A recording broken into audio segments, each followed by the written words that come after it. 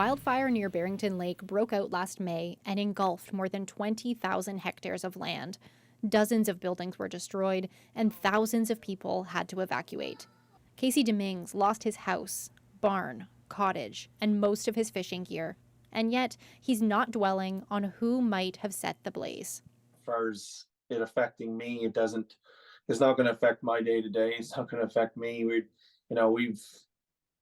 kind of moved past that now. We're in rebuilding mode now, and you can't. I'm not stuck in the past. Like I said, it's good to see somebody held accountable for it, but I think there's a lot more questions to be asked, other than who started the fire. He wants to know why it took so long to put the fire out. The province is working on a report about last year's unprecedented fire season, which might answer that question. In the meantime, 22-year-old Dalton Clark Stewart is awaiting his first court appearance.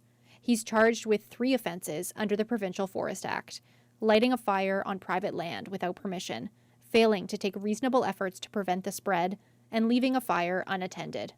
Provincial officials will not say how they think he started the fire. So I can't really speak to any details of the house at this point in time. The matter is now before the courts, and that is parts of our evidence that we'll be presenting in court if this matter goes to trial. These are not criminal charges, and RCMP have closed their investigation without laying any. The province's charges could still lead to jail time, up to 6 months, as well as up to $50,000 in fines. For this woman, who saw 3 hectares of forest on her property burn down, Stewart's punishment has already started. I don't think he can come home. I think that's his punishment. He's not going to be able to come back. I think that the community's not going to allow him to return. She says people are angry, and the community needs not only to rebuild, but to heal.